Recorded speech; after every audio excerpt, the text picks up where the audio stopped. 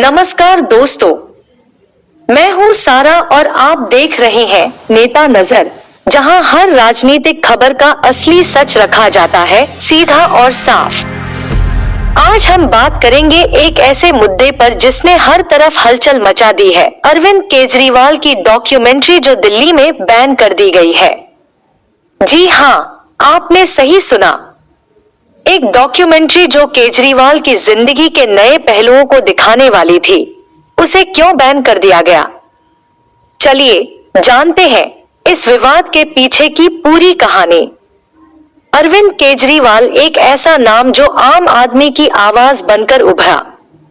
एक IRS अधिकारी से राजनीति के मंच तक का सफर, भ्रष्टाचार के खिलाफ लड़ाई और दिल्ली के मुख्यमंत्री बनने का ये सफर जितना प्रेरणादायक है, उतना ही विवादों से भरा हुआ भी।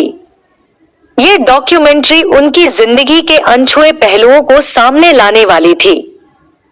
लेकिन फिर ऐसा क्या हुआ कि इसे दिल्ली में बैन कर दिया गया? दोस्तों, इस बैन के पीछे कई कारण हो सकते हैं। इसे समझने के लिए सबसे पहले जानते हैं कि ये डॉक्यूमेंट्री थी क्या। ये documentary Kejriwal beyond the muffler एक इन्वेस्टिगेटिव फिल्म थी जो उनके राजनीतिक सफर को एक न्यूट्रल नजरिए से दिखाने का वादा करती थी। फिल्म मेकर का कहना था कि ये उनकी जिंदगी के उन हिस्सों को उजागर करेगी जो अब तक लोगों के लिए एक पहेली बने हुए हैं। उनका निजी जीवन, उनकी विचारधारा और उनके विवादित फैसले। तो आखिर इसे बैन करने की जरूरत क्यों महसूस हुई? चलिए इस सवाल को दो बड़े पहलुओं में बांटकर समझते हैं। पहला, राजनीतिक और दूसरा, कानूनी। पहला, राजनीतिक कारण। दिल्ली के मुख्यमंत्री अरविंद केजरीवाल एक ऐसे नेता हैं जो अपने बोल्ड फैसलों के लिए जाने जाते हैं। लेकिन वही फैसले कई बार उनके विरोधियों को उनके खिलाफ हथियार भी दे देते हैं। अगर ये डॉक्यूमेंट्री उनकी छवि को नुकसान पहुंचाती, तो इसका सीधा असर उनके वोट बैंक पर पड़ता। यह भी संभव है कि विपक्षी पार्टियां इस डॉक्यूमेंट्री का इस्तेमाल उनके खिलाफ प्रोपेगेंडा बनाने के लिए करती।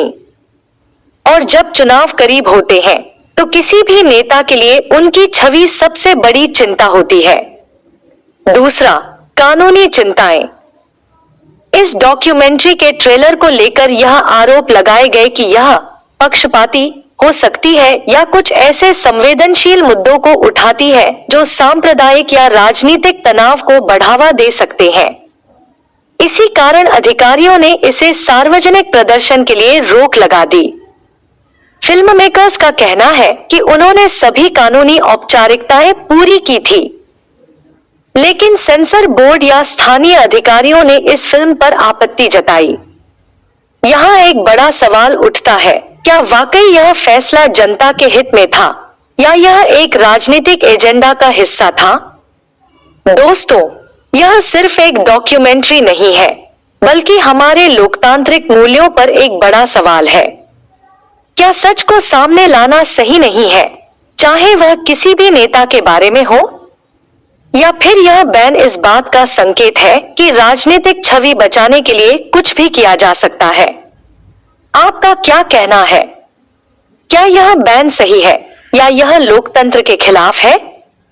हमें अपनी राय जरूर बताएं कमेंट सेक्शन में, और इस मुद्दे पर आपके विचार हमारी अगली रिपोर्ट में शामिल किए जाएंगे। यह थी आज की खास रिपोर्ट, सिर्फ नेता नजर पर। मैं हूं सारा और आप जुड़े रहिए हमारे साथ, जहां हम लाते हैं हर बात का सच, बिना किसी राजनीतिक एजेंडे के। तब तक जय हिंद।